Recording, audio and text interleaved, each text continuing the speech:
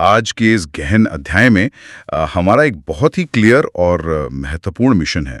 आज हम भारत की जनगणना 2011 और देश की पंचवर्षीय योजनाओं का एक प्रीमियम रिवीजन करने वाले हैं। हाँ बिल्कुल, ये कोई साधारण ओवरव्यू नहीं है। हम पूरी तरह से एक सीरियस एग्जाम प्रिपरेशन मोड में हैं आज। सही कहा। हर एक आंकड़ा, फैक्ट और टाइमलाइन जो सिविल सर्विसेज और कॉम्पिटिटिव एग्जाम्स के दृष्टिकोण से जरूरी है ना, उसे स्टेप बाय स्टेप समझेंगे। बिना किसी भटकाव के इन आंकड़ों की गहराई में जाएंगे। एकदम। अक्सर हम इन नंबर्स को सिर्फ रटने की कोशिश करते हैं, पर आज हम इन्हें एक स्टोरी की तरह लिंक करेंगे। तो बिना देरी किए शुरुआत करते हैं पहली स्लाइड से। हाँ, शुरू करें। स्क्रीन पर जो पहला विजुअल है उसमें भारत का एक 3D मैप दिखाई दे रहा है, जिसमें एक नीली चमक यानी ब्लू ग्लो उभर कर आ रही है।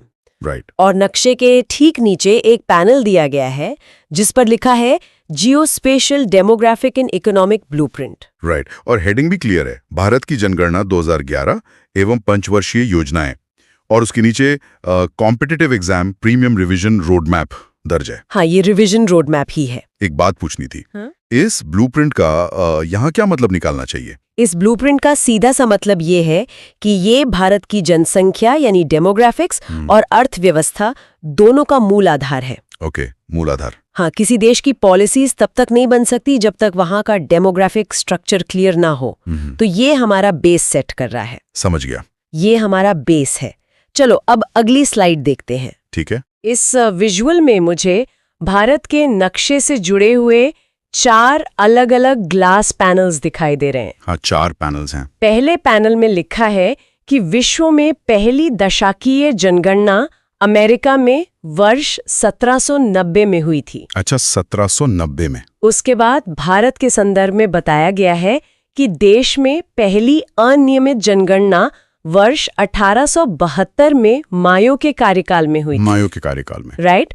और दूसरी तरफ का पैनल कहता है कि पहली नियमित जनगणना वर्ष 1881 में रिपन के समय शुरू हुई।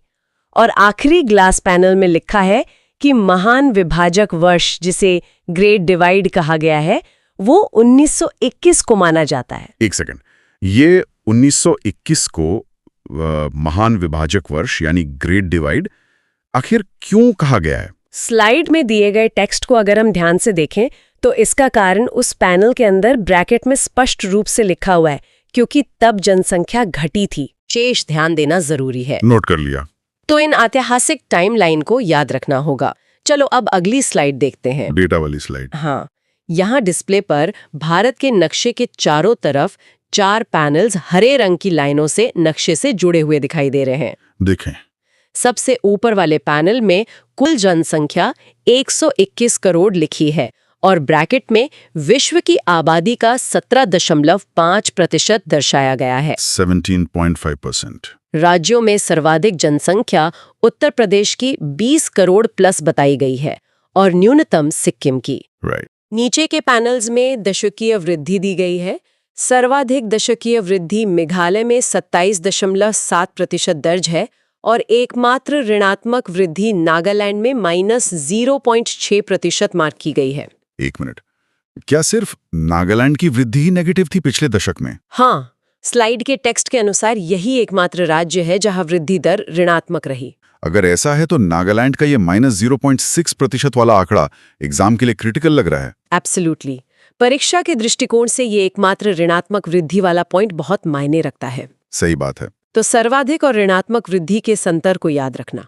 चलो अब अगली स्लाइड देखते हैं। डेंसिटी वाली स्लाइड ना? हाँ, जनघनत्व। इस विजुअल में नक्शे के किनारों पर लाल और हरी चमक है और उसके आसपास 5 पैनल्स बने हुए हैं। ओके। सबसे ऊपर वाले में बॉक्स में राष्ट्रीय जनघनत्व 382 व्यक्ति प्रति वर्ग किलोमीटर दिया गया है। 382।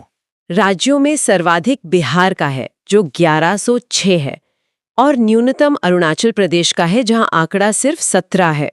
बिहार और अरुणाचल। वहीं यूटी यानी केंद्र शासित प्रदेशों में सर्वाधिक दिल्ली का है 11,320 और न्यूनतम अंडमान निकोबार का 46 दिया गया है। मुझे एक चीज यहाँ कंफ्यूज कर रही है। बिहार और दिल्ली दोनों एक सर्वाधिक हैं, लेकिन बिहार 1106 है और दिल्ली 11,320। इनके आंकड़ों में इतना बड़ा अंतर क्यों है? इसका क्लैरिफिकेशन स्लाइड के लेबल से ही मिल जाता है। बिहार के आगे राज्य लिखा है, जबकि दिल्ली के आगे यूटी लिखा है। अच्छा, स्टेट और यूटी की कैटेगरी। हाँ बिल्कुल, इसलिए इनकी डेंसिटी में इतना फर्क है। इसलिए परीक्षा में राज्य और यूटी की कैटेगरी अलग अलग याद रखनी चाहिए। समझ गया। तो राज्य और यूटी का डिफरेंस ध्यान में रखते हुए चलो अब अगली स्लाइड देखते हैं। लिंगानुपात वाली। सही। इस बार नक्शे के साथ 5 आंकड़े और पैनल्स डिस्प्ले किए गए हैं। सबसे ऊपर राष्ट्रीय लिंगानुपात 943 लिखा है और ब्रैकेट में एक मानक है प्रति 1000 पुरुष। ओके। राज्यों में सर्वाधिक लिंगानुपात केरला का 1084 है और न्यूनतम हरियाणा का 879 है। केरला और हरियाणा। यूटी की कैटेगरी में सर्वाधिक पुडुचेरी का 1037 दिया गया है, जबकि न्यूनतम दमन और दीव का 618 मार्क किया गया है। ये जो ब्रैकेट्स में प्रति 1000 पुरुष वाला मानक दिया है, क्या ये पूरे देश के लिए कॉमन आधार है? हाँ, स्लाइड में राष्ट्रीय आंकड़े के ठीक नीचे स्पष्ट रूप से 943 प्रति 1000 पुरुष ही लिखा है। ठीक है। तो टॉप और बॉटम राज्यों को अच्छे से याद रखकर आगे बढ़ते हैं। चलो अब अगली स्लाइड देखते हैं। साक्षरता दर। हाँ, इस ग्राफिक में राष्ट्रीय साक्षरता दर और 4 अन्य पैनल्स नक्शे से जुड़े हैं। राइट। भारत की राष्ट्रीय साक्षरता 74.04% दर्ज की गई है। सर्वाधिक साक्षरता वाला राज्य केरल है 94% और न्यूनतम बिहार है 61.8%। ओके। यूटी में सर्वाधिक साक्षर लक्षद्वीप बताया गया है 91.8% और एक अलग पैनल में लिखा है स्त्री पुरुष साक्षरता में सर्वाधिक अंतर राजस्थान का है जो 27.1% दर्ज है। ये स्त्री पुरुष साक्षरता में सर्वाधिक अंतर का मतलब आखिर क्या निकलता है? इसका मतलब है कि राजस्थान में मेल और फीमेल लिटरेसी रेट के बीच का जो गैप है वो देश में सबसे ज्यादा यानी 27.1% है। अगर एग्जाम के पॉइंट ऑफ व्यू से देखें तो राजस्थान का यह 27.1% वाला गैप एक बहुत क्रिटिकल फैक्ट लग रहा है। मैं पूरी तरह सहमत हूँ। ये एक ट्रिकी सवाल बन सकता है एग्जाम में। सही बात है। इसलिए ओवरऑल साक्षरता और इस गैप वाले आंकड़ों को अलग अलग याद रखना होगा। चलो अब अगली स्लाइड देखते हैं। ग्रामीण और शहरी आंकड़े होंगे। बिल्कुल। इस मैप पर कुछ चमकते हुए बिंदु हैं और 5 लेबल्स दिए गए हैं। ग्रामीण जनसंख्या 68.84% दर्शाई गई है, जबकि शहरी 31.16% दी गई है। 68.84 और 31.16। एक लेबल पॉइंट करता है कि सर्वाधिक प्रतिशत ग्रामीण हिमाचल प्रदेश में है 89.97%। दूसरा लेबल सर्वाधिक प्रतिशत शहरी के लिए गोवा को पॉइंट कर रहा है। राइट, गोवा। और नीचे वाले लेबल में लिखा है सर्वाधिक शहरी जनसंख्या संख्या में महाराष्ट्र। थोड़ा यहाँ रुकते हैं। गोवा और महाराष्ट्र दोनों सर्वाधिक शहरी कैसे हैं? स्लाइड के शब्दों को देखो। गोवा वाले पैनल में प्रतिशत लिखा है, दूसरी तरफ महाराष्ट्र वाले पैनल में वर्ड संख्या को ब्रैकेट में रखा गया है। ओह अच्छा, परसेंट और एब्सोल्यूट नंबर्स। एग्जैक्टली। गोवा प्रतिशत में सर्वाधिक है और महाराष्ट्र कुल संख्या में। तो इन दोनों कैटेगरीज के कंफ्यूजन से बचना बहुत जरूरी है। क्लियर है। चलो अब अगली स्लाइड देखते हैं। एससी और एसटी जनसंख्या की स्लाइड। हाँ, इस विजुअल में 5 पैनल्स भारत के अलग अलग हिस्सों की ओर इशारा कर रहे हैं। मैं स्टैट्स में कुल एससी जनसंख्या 16.6% और एसटी 8.6% दी गई है। 16.6 और 8.6। सर्वाधिक एससी संख्या में उत्तर प्रदेश में है, जबकि प्रतिशत में पंजाब आगे है। एसटी कैटेगरी में सर्वाधिक संख्या मध्य प्रदेश में है और प्रतिशत में लक्षद्वीप में। संख्या और प्रतिशत अलग अलग हैं यहाँ भी। और नक्शे पर एक आइसोलेटेड बॉक्स में लिखा है एसटी रहित राज्य नागालैंड और ब्रैकेट में कोई एससी नहीं मेंशन किया गया है। मेरा सवाल इस बॉक्स पर ही है, नागालैंड वाले बॉक्स में एसटी रहित और कोई एससी नहीं दोनों एक साथ लिखे हैं, इसका असली मतलब क्या पढ़ना है? स्लाइड में स्पष्ट लिखा है कि नागालैंड मूल रूप से एसटी रहित राज्य है और ब्रैकेट में लिखा है कि यहाँ कोई एससी जनसंख्या भी नहीं है। ये नागालैंड का एसटी रहित और कोई एससी नहीं वाला फैक्ट एग्जाम के लिए काफी इंपॉर्टेंट लग रहा है। एकदम सही ऑब्जर्वेशन।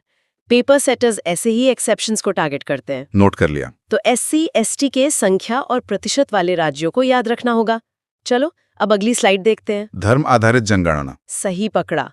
इस लेआउट में नक्शे के ऊपर और नीचे की तरफ नीली और हरी लाइनों से पैनल्स जुड़े हैं। सबसे ऊपर लिखा है प्रथम धर्म आधारित जनगणना 2001। ओके, 2001। सर्वाधिक हिंदू प्रतिशत हिमाचल प्रदेश में दर्शाया गया है सर्वाधिक मुस्लिम प्रतिशत लक्षद्वीप और जम्मू कश्मीर को मार्क किया गया है। राइट। अगला पैनल बताता है सर्वाधिक दशाकीय वृद्धि मुस्लिम धर्म की रही, जो 24.6% है। और आखिरी पैनल में सर्वाधिक साक्षर धर्म जैन बताया गया है, जिनकी साक्षरता 94% दी गई है। एक क्लैरिफिकेशन चाहिए।